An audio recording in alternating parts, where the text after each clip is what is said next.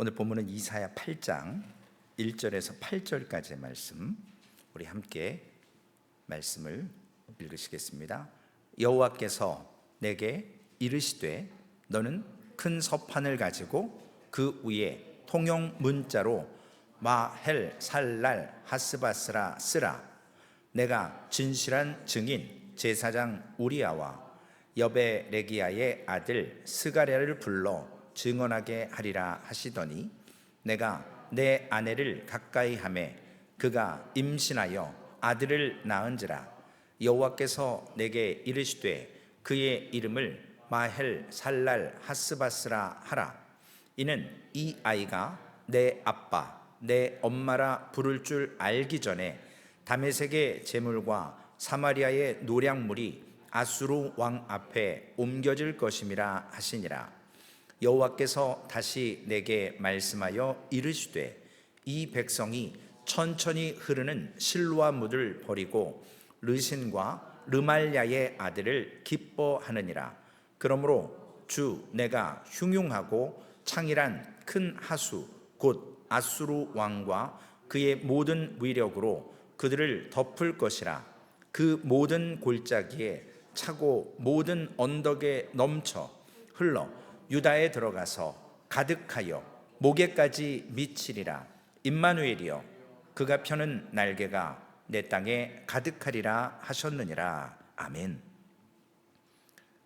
요즘에 아프리카 탄자니아에 폭우가 와서 한 110여 명이 죽었습니다.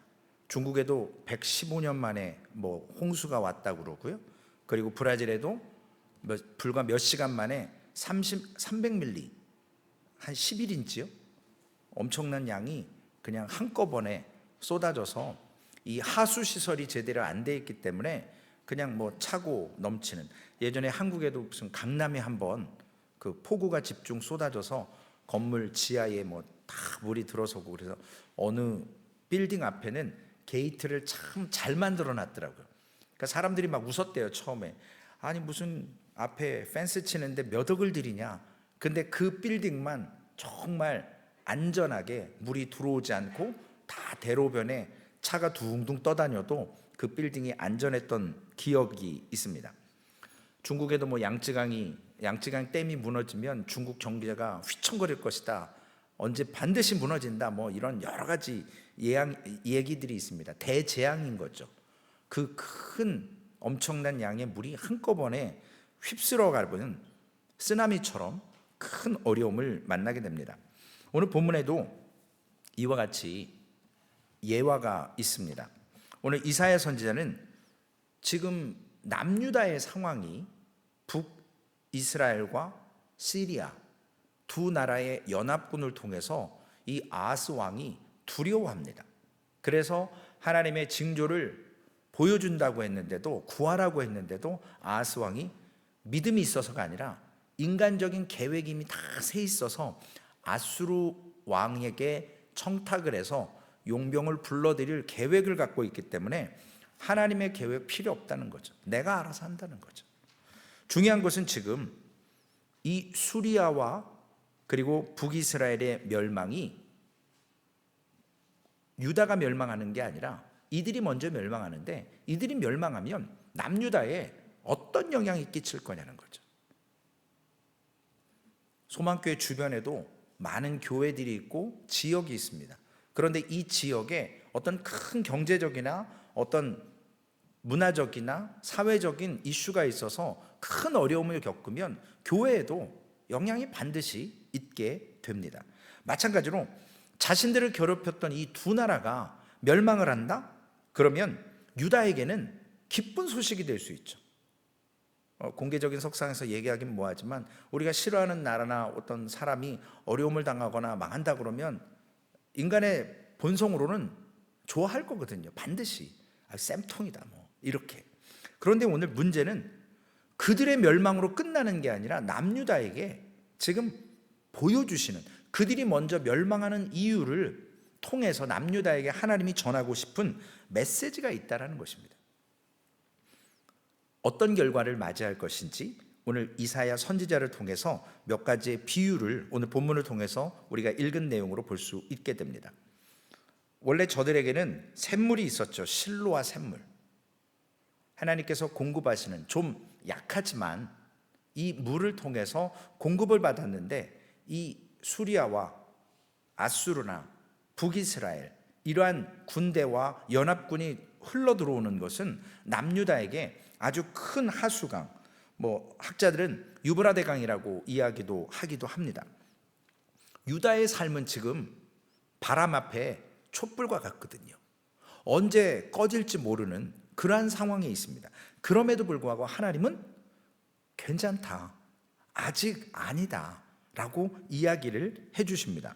먼저 첫 번째 아들이었죠. 스알야숲을 통해서 아하스 왕 앞에 가서 돌아오라, 회개하라, 살려준다. 그런데 이 말씀을, 하나님의 말씀을 인간의 왕이 듣지 않습니다. 내일 우리가 시편 58편이죠. 말씀을 나눌 때 정말 이러한 왕과 이러한 지도자를 만났을 때 겪는 어려움에 대해서 시편 기자는 기록을 하고 있습니다. 내일 좀 더 자세히 나눌 것이고요. 오늘 이 연합군들, 북이스라엘과 수리아는 부직갱인데 타다 말았어요. 이런 것이에요. 저들은 세 보이는 것 같지만 저들의 삶은 이런 것이라는 것을 아하스 왕에게 알려줬지만 깨닫지 못합니다. 뭔 생뚱맞은 소리냐, 저 사람들이 얼마나 강대국인데 우리는 죽었다, 끝났다. 그러니까 아수르 빨리 연합해서 우리가 방비해야 된다. 그런데 이렇게 스알야숲이라고 하는 아들의 이름을 통해서도 하나님께서 남은 자가 있고 회개하고 돌아오면 살려준다. 그런데도 아하스 왕은 듣지 않습니다. 그러니까 오늘 1절에 보니까 이제는 글을 써서 큰 서판에, 우리 하이웨이를 달리다 보면 옆에 큰 대형 스크린 같은 거, 이런 것들이 있지 않습니까? 광고하는 거잖아요. 당시에도 그런 문화가 있었던 것 같습니다. 여호와께서 내게 이르시되 너는 큰 서판을 가지고 그 위에 통용 문자로 마헬 살랄 하스바스라스라, 통용 문자라고 되어 있습니다. 터미널이나 이런 여러 곳에 미국 땅인데 한국말 써놓으면 제가 살던 곳에는 약간 그런 것도 있었어요. 버지니아나 메릴랜드에 한국 거리가 있거든요. 이제는 위치타 사람이 돼서 동네 이름도 가물가물하네요. 하도 안 불렀더니 그 스트리트가 있어요. 한국 기와로 이렇게 해놓기도 하고. 그런데 미국 사람들이 컴플레인 했었어요, 한동안.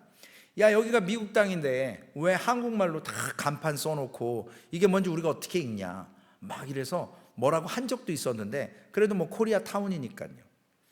오늘도 마찬가지입니다. 어떤 중요한 사건을 알리는데 큰 서판에다가 통용 문자라고 이야기를 했습니다. 이 말은 뭐냐면 원어로 보면 사람의 펜이에요. 사람의 글이에요. 당시에 귀족들이 썼던 말과 일반 평민들이 썼던 말이 좀 달랐던 것 같습니다. 정확하진 않지만 일반인들도 읽을 수 있는 글씨체, 그걸 이야기하는 것 같아요. 통용 문자. 한국도 옛날에 선비들이 쓰는 한자, 일반 서민들이 읽지를 못했지 않습니까? 배우지 못했기 때문에 알지 못하는 거예요. 마찬가지로 누구나 다 알 수 있는 글로 통용 문자로 기록해라. 아주 크게. 뭐라고요? 마헬 살랄 하스바스. 약탈이 빠르고 노략에 급하다라는 의미예요. 아들 이름을 줬는데 이런 이름을 줘놨습니다. 두 번째 아들. 하나님의 분명한 증인을 통해서 말씀하시죠. 2절 말씀에 보면 우리가 아는 우리야, 두 명의 우리야가 있죠. 그렇죠? 다윗이 음탕한 일을 해서 죽였던 우리야가 있고 제사장 우리야가 있어요. 제사장 우리야와 여베레기야의 아들 스가랴, 이 두 사람을 증인을 세워서 유다 백성들이 하도 믿지 않으니까 증인까지 세워서 지금 하나님께서 이사야에게 말씀을 전하게 합니다. 저 사람들이 공격해 와도 우리가 지금 하나님께서 이런 말씀을 주신다, 걱정하지 말아라. 그런데 아하스 왕은, 그리고 지금 온 국민들은 이사야의 하나님의 말씀이지만 상황과 전혀 다른 동떨어진 얘기로 들려집니다. 왜냐하면 지금 아수르하고 남유다가 연합하고 북이스라엘과 에브라임이죠.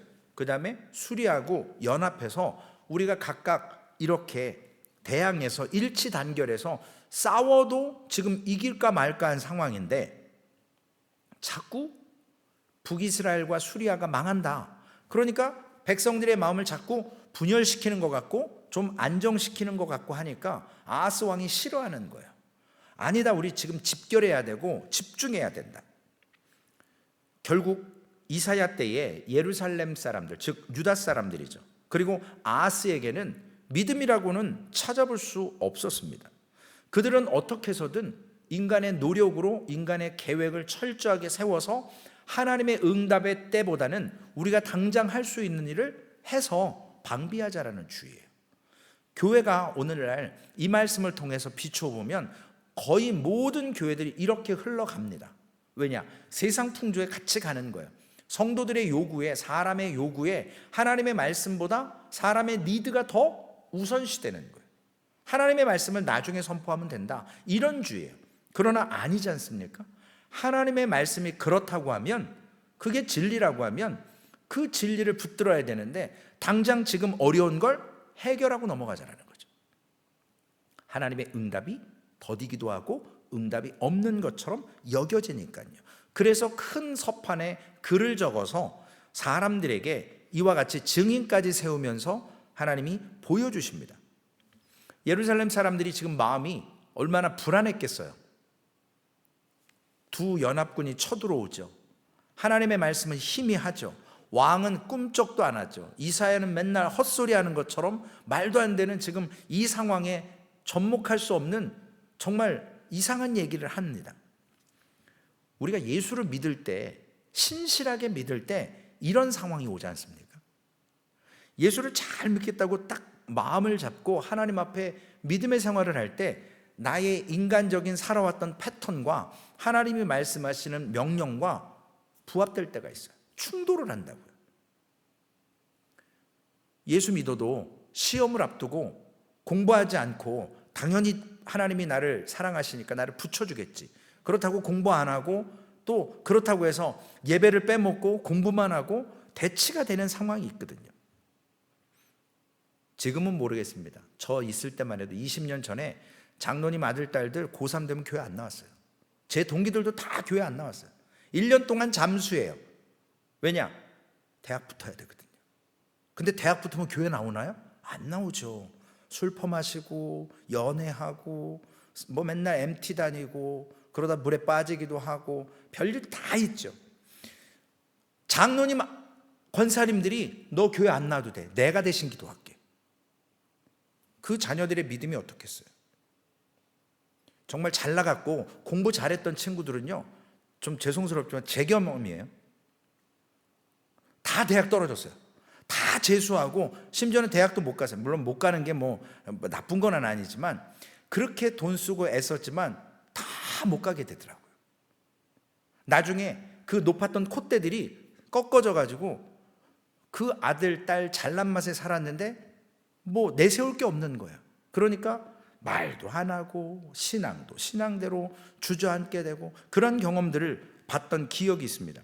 오늘 하나님은 우리의 신앙을 온전히 설 때 세상적인 삶의 방식과 하나님을 따르는 믿음의 방식에 충돌이 있어서 우리가 어찌 보면 이것도 안 되고 저것도 안 되는 거거든요. 신앙도 성숙하지 않고 삶도 정리가 안 되고 어려운 거죠. 오늘 지금 물에 대한 이야기들이 좀 많이 나오지만 홍수가 나면요, 먹을 물이 없거든요. 더러운 물이에요. 오염된 것들입니다. 그리고 쓰나미나 이럴 때 물에 빠져 죽는 것도 죽는 거지만 그 안에 부유물들과 날카로운 것들, 이런 것들에 찔려서 죽는 일도 허다하다고 합니다. 휘몰아치기 때문에. 그냥 물 먹어서 죽는 것도 있겠지만 여러 가지 그러한 상황들이 있습니다. 오늘 하나님께서 하나님의 말씀을 들을수록 세상 가운데서는 어찌 보면 폐인처럼 여겨지는 삶을, 그 길을 걸어가야 되는 일들이 있는 것처럼 보여집니다. 오늘 유다 백성들의 처지가 이러했던 거죠. 믿음도 없어요. 그렇다고 국력도 없습니다. 그러니까 인간의 방법을 통해서 일단 일치 단결해서 아수르와 연합하고 일단 대항해 보자라는 거예요. 그러나 하나님은 말씀으로 지금 이사야 선지자를 통해서 분명하게 말씀하시거든요. 제가 오늘 기도하면서 다시금 느꼈어요. 하나님, 여러 설교를 하고 성경의 모든 것들이 결국은 딱 하나 문제거든요. 어제도 성경 공부 때 말씀드렸지만 관계예요. 하나님과의 나의 관계. 그게 하나님을 사랑하고 내 이웃을 내 몸과 같이 사랑하라는 사람과의 관계, 두 가지 관계잖아요.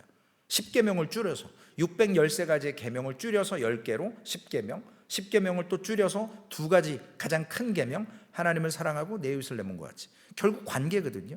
이 관계가 하나님과의 관계가 서지 못하고 사람과의 관계가 올바로 서지 못하면 결국은 우리는 오늘 남유다의 삶과 별반 다를 것이 없습니다. 그들은 지금 어떻게 해서든 하나가 되어서 침략군, 연합군을 막아내는 유일한 목표, 그거 하나밖에 없거든요. 우리가 뭔가 집중하잖아요. 다른 소리가 안 들려요. 우리가 도박을 하는 사람이나 어떤 뭔가에 이렇게 홀릭에 빠지는 사람들, 중독에 빠지는 사람들 보면 주변의 소리가 하나도 안 들린대요. 오직 그것만 보인대요. 거기에 몰입하게 돼 있거든요. 주변 소리가 안 들려요.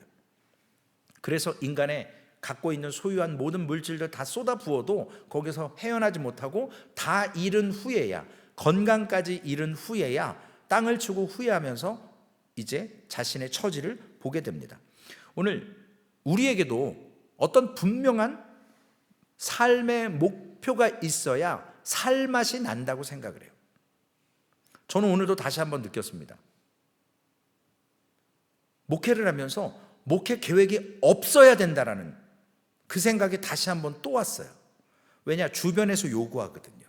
이것도 해야 되고 저것도 해야 되고 이것도 필요하고 저것도 필요하고. 그런데 하나님께서 말씀으로 반드시 주실 것을 믿어요. 말씀 속에서 하나님의 길을 우리에게 제시해 주시는 것을 오늘 이사야 선지자와 같이 하나님께서 분명히 말씀을 통해서 우리의 갈 길을 예시하실 거라고요. 그게 뭐냐? 에베네셀이잖아요. 여기까지 도우셨는데 앞으로 안 도우시겠냐고요. 그 믿음이 없이 무슨 목회를 하고 무슨 신앙생활을 할 수 있겠습니까? 그런데 우리의 본성은 분명한 목표가 있어야 살맛이 난다고요. 아까 말씀드렸던 공부해서 어떤 학위를 받거나 교수가 되거나 고시 합격해서 내가 어떤 프로세큘러 검사가 되거나 아니면 저지가 되거나 판사가 되거나 권력과 명예를 쥐고 또한 회사에서 승진을 하면서 커리어를 쌓으면서 내가 인정받고 하는 삶의 목표가 있거든요. 그런데 그리스도인이 되고 나면 그러한 목표도 중요하지만 하나님께서 그 목표보다 하나님의 말씀을 앞세울 때 목표 지향적이지 않다라는 거예요. 내가 육체로 목표 삼았던 그거보다 더 중요한 하나님의 목표를 주시기 때문에 방향이 달라지거든요.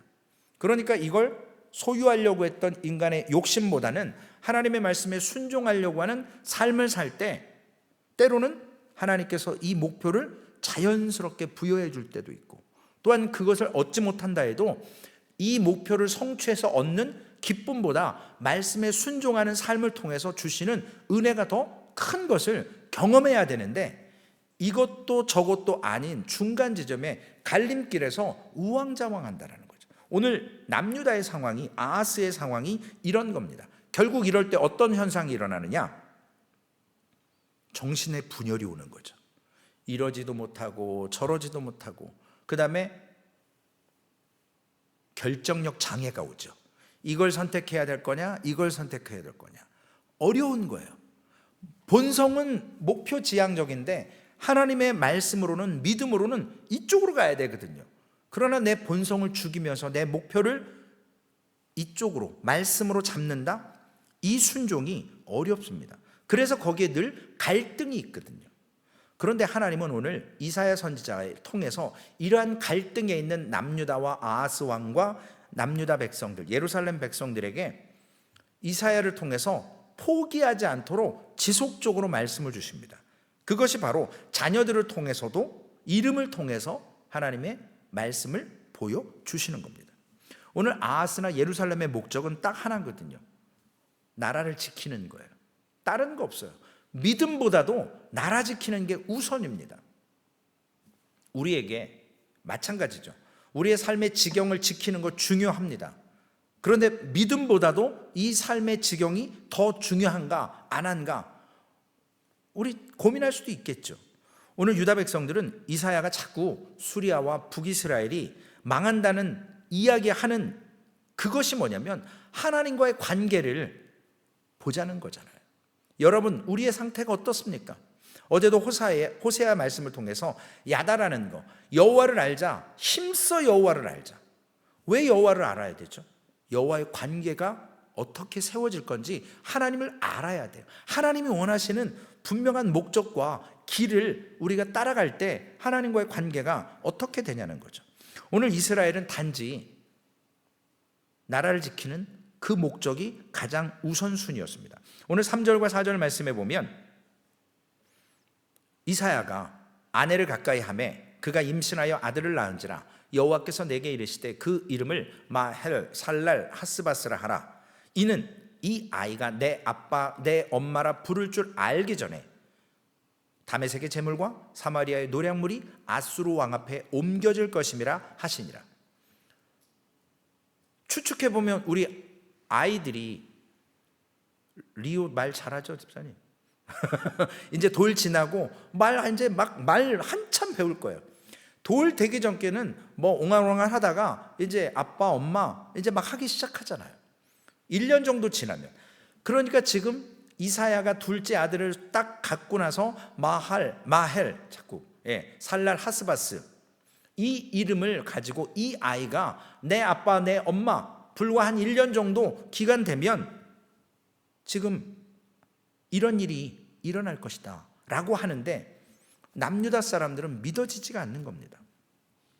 그러나 하나님은 영적으로나 육적으로나 무반응한 사람들에 대해서 포기하지 않는다는 거죠. 하나님은 끊임없이 탕자의 아버지가 기다려줬던 것처럼 아들을 기다리고 있다는 사실입니다.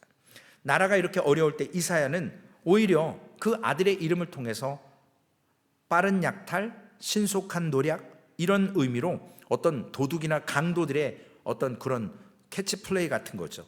이런 이름을 가지고 가져서 하나님의 방법이 이렇다라는 겁니다. 이 살아있는 아이를 통해서 이름을 지어주고 하나님의 메시지가 이렇다. 곧 이스라엘과 수리아는 1년 안에 망한다라는 메시지를 주십니다. 이것이 뭐냐면 하나님의 교훈이거든요.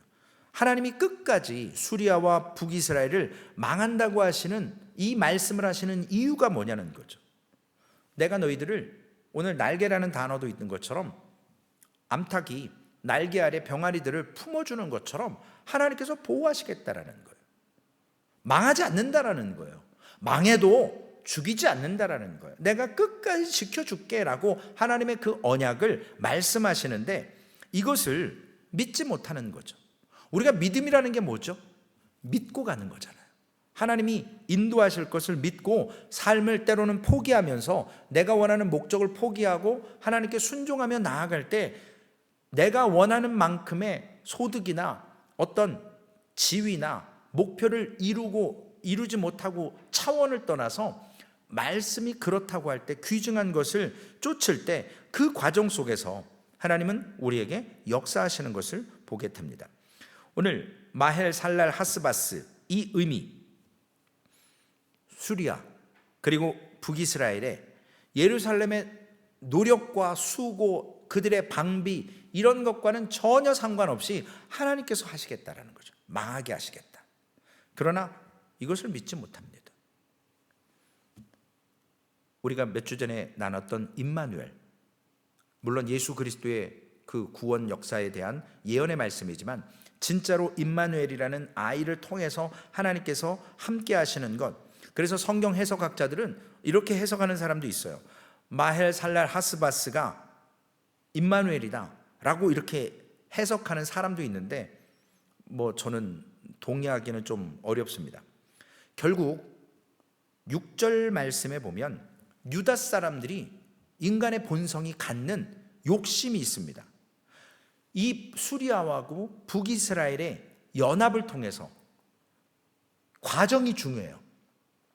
인간의 힘으로 아수르를 데리고 와서 전쟁을 해서 이기는 것과 하나님 앞에 능력의 하나님을 믿음으로 인해서 하나님의 통치와 역사를 통해 수리아와 북이스라엘이 멸망하는 것, 이것의 차이는 엄청난 거거든요. 인간의 힘으로 했어 봐요. 내가 잘한 거거든요. 내가 드러나는 거예요. 나. 하나님보다도 나. 그러나 하나님의 말씀에 의지해서 하나님께서 하신다면, 우리 지난주 설교를 다시 한번 잠깐 리뷰해 보면 법궤, 언약궤를 쓸 때 여호수아를 통해서 여리고성을 돌 때 하나님의 명령에 의해서 언약궤를 앞세우라고 말씀하시는 명령이 있었어요. 그래서 순종한 거예요. 그리고 백성들은 그 법궤 뒤에서 하루에 한 바퀴씩을 돌았고, 일곱째 날 7바퀴 돌고 함성 지르니까 하나님이 여리고성을, 그 견고한 성을 무너뜨렸습니다. 그러나 블레셋과의 전쟁을 통해서 4,000명 죽고, 나중에 2차 전쟁을 할 때 인간의 임의대로, 자신들의 욕망대로 법궤를 앞세워서 과거의 조상들의 승리를 기억했기 때문에 하나님의 명령 없이 인간의 생각으로 법궤가 앞서면 이긴다라는 착각을 가지고 우상숭배해요. 결국 더 크게 대패하게 됩니다.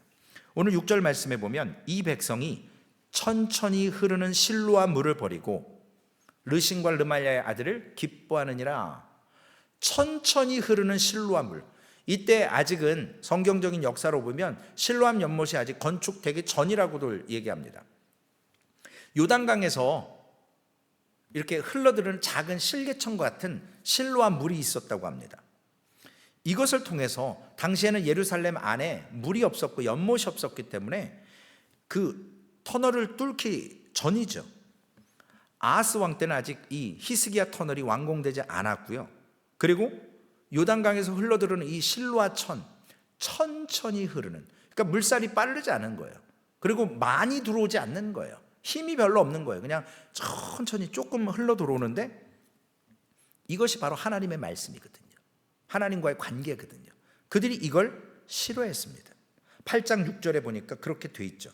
그리고 유다 백성들이 결국 이러한 것을 싫어하고 침략자였고 원수였던 르신과 르말야의 아들을 오히려 기뻐하는 거예요. 우리 사람들이 이런 게 있잖아요. 개인적인 캐릭터와 좋아하는 그 모습들이 있어요. 저도 목회자들, 유명한 목회자들 있지만 사람들이 막 좋다고, 최 목사 누구 설교 들어봐. 근데 전 싫어요. 왜냐, 저는 제 스타일이 있거든요. 아무리 유명하고 좋은 설교여도 저하고 안 맞으면, 여러분 드라마 보는 것도 그러시잖아요. 내가 좋아야 보는 거지, 뭐 나하고 맞지도 않는 코드인데 막 이상한 뭐 이런 거, 신앙적이지 않는 거, 이런 것들 어렵습니다. 예를 들어서 한국에 임진왜란이 있을 때 풍신수길이라고 한 일본 적장이 있죠. 그 사람 좋아하는 사람들 많거든요. 그의 풍운화적인 그러한 캐릭터. 근데 이순신 장군을 좋아해야지 왜 일본 적장을 좋아하냐고. 근데 뭐 사람의 스타일이 그런 거예요. 영웅을 좋아하는 거예요. 네 나라든 내 나라든 괜찮은 사람. 오늘 이스라엘이 이런 모습이에요. 하나님의 말씀 공급보다 세상의 그 큰 휩쓸어 몰아치는 이러한 강물, 시대를 변현시키고 풍운화적인 이런 것들을 좋아한다라는 것입니다. 결국 하나님께서 우리에게 주신 삶은 절대로 풍운화적인 삶이 아니거든요. 많은 사람들이 그런 얘기들을 해요. 목회자가 되면 막 어떤 삶의 경험이나 신비한 체험이나 이런 게 많아야 되고, 우리 간증하는 거 보면 소망교회는 그런 거 별로 안 좋아하는 것 같지만 큰 교회들은 간증 집회를 자주 하잖아요.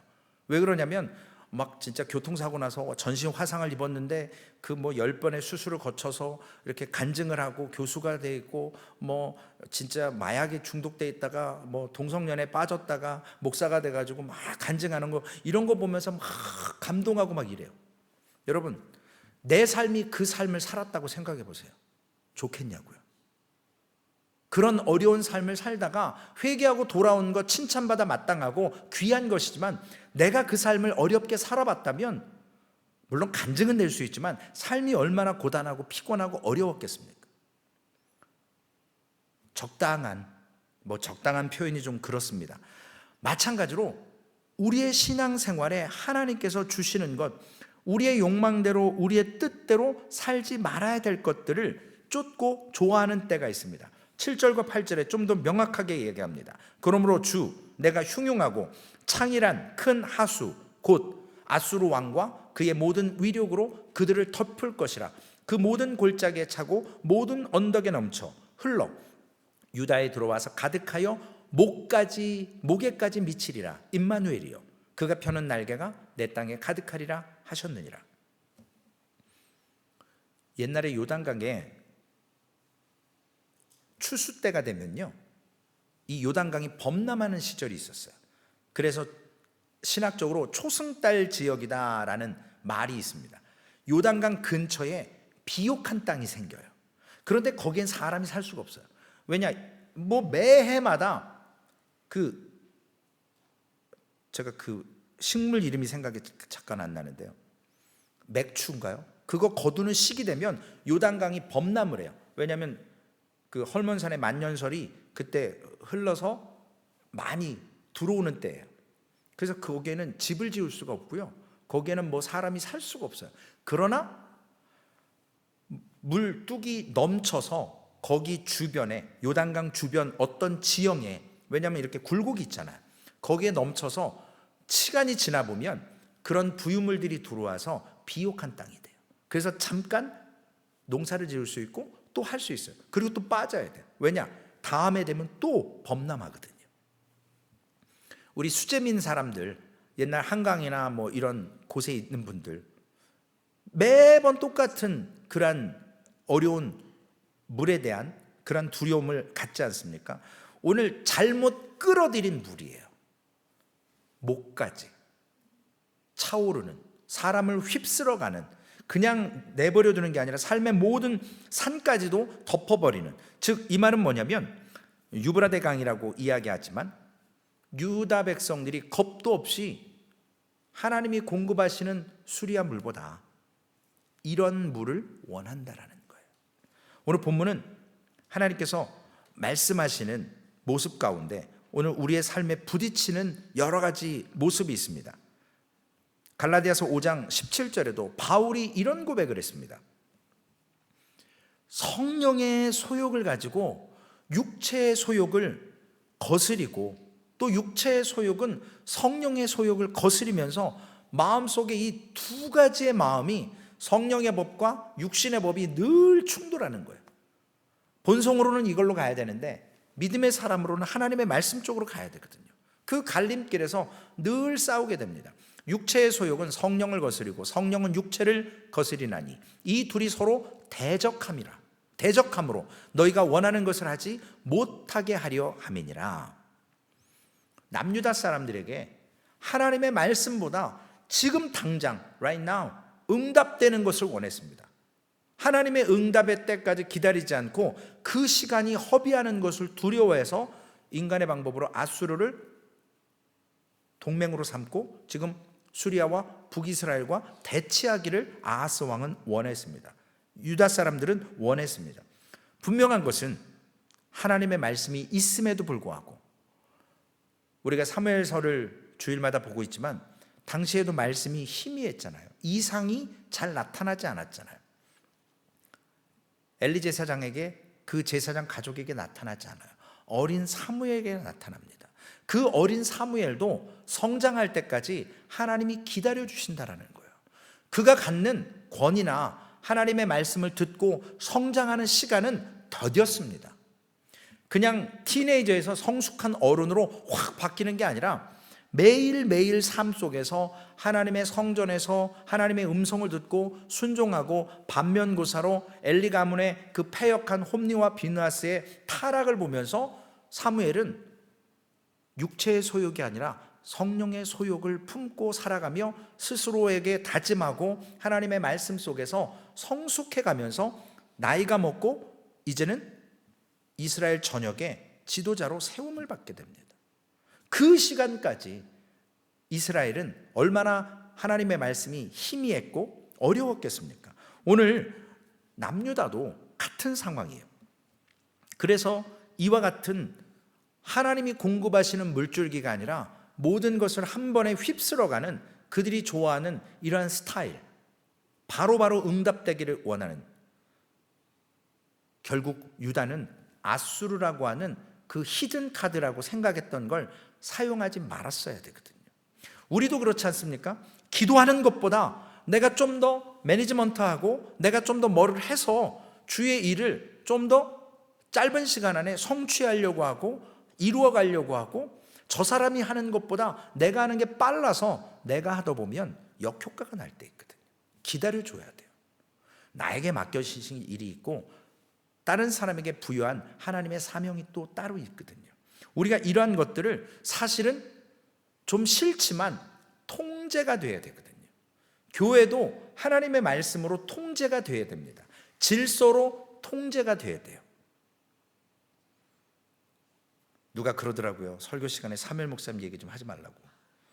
근데 소망교회 사람들이 아니고 다른 교회 사람들이 그런 얘기를 한대요. 근데 저는 그러거나 말거나 관심 없습니다. 사무엘 목사님이 하셨던 사역, 그 뒤에 제가 하는 사역, 하나님께서 통제하셔야 돼요.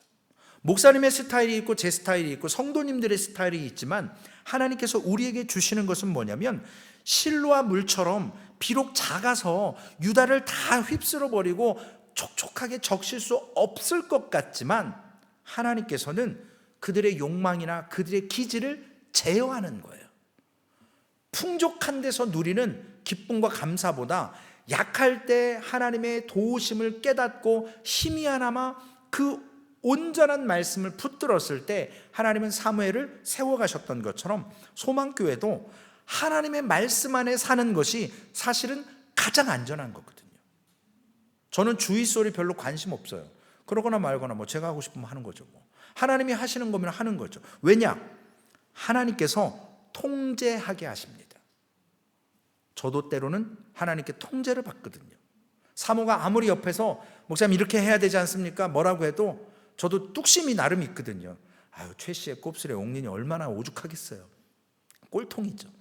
하나님께서 말씀을 딱 주셨을 때 그거라고 생각되면 타협하지 않아요. 왜요? 타협하는 순간 저의 정체성은 희미해져 가요. 하나님의 말씀이 희미해질 수밖에 없습니다. 지난주에 우리가 나눴던 시편 57편 1절 말씀에 사울이 이제 다윗을 잡으러 왔을 때 다윗이 그 굴에 숨어 있지 않습니까? 그때 고백하는 말씀, 내 영혼이 주께 피하되 주의 날개 그늘 아래에서 이 재앙들이 지나기까지 피하리이다. 하나님께서 보듬어 주세요. 그 날개 아래 있어야지 눈에 보이는 사람 즉각적인 응답, 제 집사님 이것 좀 도와주세요. 그러면 즉시 도와주시죠. 그러나 집사님에게 도움받을 게 있고 목사님에게 도움받을 게 있고 성도님들께 도움받을 것도 있지만 가장 중요한 건 하나님께 도움을 받아야 돼요. 그 도움을 받고 나서 일의 분담이 있어야 되거든요. 모세가 하루 종일 재판하다가 장인어른한테 혼나잖아요. 그래서 1000부장, 100부장, 50부장, 10부장 세워서 따로 재판하라고 하잖아요. 그래서 어려운 재판만 갖고 오라고. 일의 효율성, 그 다음에 조직, 체계 반드시 필요합니다. 오늘 임마누엘의 날개 안으로 우리가 들어가는 삶, 오늘 우리가 이 말씀 안으로 들어가는 삶, 그래야만 아수르가 접근할 수 없어요. 아수르라는 카드를 우리가 사용할 필요가 없습니다. 왜냐? 하나님의 날개 안에 그늘에 있으면 하나님이 하시거든요. 교회 부흥이요, 하나님이 하세요. 우리가 지금 뭐 전도 안 하는 것 같지만 저는 그렇게 생각되더라고요. 지금 전도하는 거 중요해요. 복음 전하는 거 중요해요. 근데 가장 중요한 게 뭐냐면 저나 우리 성도님들이 말씀으로 세워지는 것, 그게 더 중요해요. 이게 세워지면요 부흥되고 이런 것들은 하나님이 그냥 하세요. 우리 태은자매가 오늘 와가지고 그러더라고요. 목사님, 성경 공부하고 나서 제가 그룹이라는 걸 배웠는데 찬양 가사에 나오더래요. 근데 그전에는 그걸 몰랐대요. 그룹이 뭔지, H.O.T 그룹인지 뭐 넥스트 제네레이션 걸그룹 소녀시대인지 구분이 안 갔는데 이제는 천사 종류고 이게 뭔지를 딱 알고 나서 그 찬양을 딱 연습하는데, 그래서 제가 그랬어요. 믿음은 들음에서 납니다. 우리가 말씀 안에 서야 되거든요. 저는 이런 간증 들을 때마다 이게 너무 좋은 거예요. 하나님이 하시는 일들, 오늘 우리는 콸콸 솟아오르는 그러한 지하수, 안반수도 좋겠지만 새벽 이슬에 내리는, 이슬과 같이 내리는 그러한 것이 이스라엘 대지에 생명력을 불어넣습니다. 왜냐? 매일 내리거든요. 오늘 우리 마른 마음에, 마른 땅에 생명의 단비를 주시는 그 하나님의 말씀으로 오늘 세워져서, 오늘 아하스 왕처럼 아수르의 카드를 쓰지 않고 우리에게 유일한 마스터 카드는 예수 그리스도, 하나님의 말씀, 그것밖에 없지 않습니까? 그 말씀 안에서 세워져가는 우리 소망교회 되고, 하나님의 통제권 안에 세워져. 최진 목사 통제에 세워지는 거 아니에요. 담임 목사 통제권 필요 없어요. 하나님의 통제권이에요. 주의 날개 아닙니다. 우리는 그 말씀 안에서 우리 인간의 욕심 내려놓고, 원래 가지려 했던 행복 내려놓고, 하나님이 진정 부어주시는 믿음의 삶을, 내 분수를 알면서 하나님이 공급자임을 오늘도 깨달아서 주의 날개 그늘 안에서 이 재앙이 지나기까지 피할 수 있게 하시는 하나님을 신뢰하는 우리 소망교회 되기를 주님의 이름으로 부탁을 드리겠습니다. 살아계신 아버지 하나님, 감사합니다. 세상에 많은 소리들이 있습니다. 홍수처럼, 쓰나미처럼 밀려오는 수많은 설교들이 있습니다. 하나님, 그러한 설교 가운데 하나님께서 정말 선포하시는 말씀, 하나님, 홍수는, 아버지 하나님, 쓰나미 때는 먹을 물이 없습니다. 주님, 깨끗한 물이 없습니다. 하나님, 우리가 분별할 수 있는 삶을 갖게 하시고, 우리가 아버지 하나님 무언가를 선택해야 될 때, 하나님, 내가 목표 삼고 내가 따랐고 내 스타일과 내 취향이 아니라 하나님의 말씀으로 주의 날개 그늘 아래를 선택하게 하여 주옵소서. 주님, 다시금 우리의 몸에 힘을 빼는 작업이 필요합니다. 하나님이 공급자이시고 우리는 아버지 하나님 거저받은 은혜임을 깨닫게 하여 주옵소서. 오늘 아하스 왕처럼, 유다처럼 이사야가 하나님의 말씀으로 아들들의 이름을 통해서 메시지를 전하지만, 저들은 이미 자신들의 계획이 있었고 자신들의 목표만을 쫓아갑니다. 그러나 하나님은 망해도 살려주실 것이라고 회개하고 돌아오는 것, 스알 야숲으로 하나님은 말씀하셨지만 저들은 듣지 않습니다. 맹목적으로 자신들의 계획만을 쫓습니다. 하나님, 오늘 우리의 삶에 하나님의 말씀에 이렇게 철저하게 하나님의 말씀만 쫓게 하여 주옵소서. 성령의 인도하심을 따라 살게 하여 주옵소서. 육체의 소욕을 제어하게 하여 주시옵소서. 우리의 입술에 재갈을 물려주시고 하나님, 하나님의 말씀을 아버지 하나님 읽게 하여 주옵소서. 그 말씀만이 우리의 삶을 통제하게 하시고 그 말씀만이 나의 삶을 윤택하게 한다는 것을 다시 한번 깨달아서, 하나님, 우리의 허물과 죄, 우리의 연약한 본성, 우리의 좋아하는 습관들, 캐릭터들, 삶의 아버지 하나님 목표들을 이 시간에 내려놓게 하여 주옵소서. 하나님이 주시는 목적을 이루어가고 하나님이 바라보시는 시선에 우리의 시선도 옮겨지게 하시고 주님이 옮기시는 방향으로 우리도 따라가게 하여 주옵소서. 그래야 해서 함으로 하나님이 원하시는 소망교회, 하나님이 원하시는 진정한 공동체, 믿음의 그 한 사람, 상한 심령으로 나아가는 그 사람이 있는 우리 소망교회 되게 하여 주시옵소서. 우리 구주 예수님의 이름으로 감사하며 기도 올리옵나이다. 아멘. 하늘에 계신 우리 아버지여, 이름이 거룩히 여김을 받으시오며 나라에 임하옵시며 뜻이 하늘에서 이루어진 것 같이 땅에서도 이루어지리이다.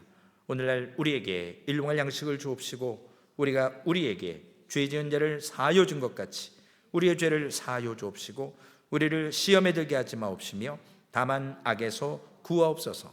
대개 나라와 권세와 영광이 아버지께 영원히 있사옵나이다. 아멘. 우리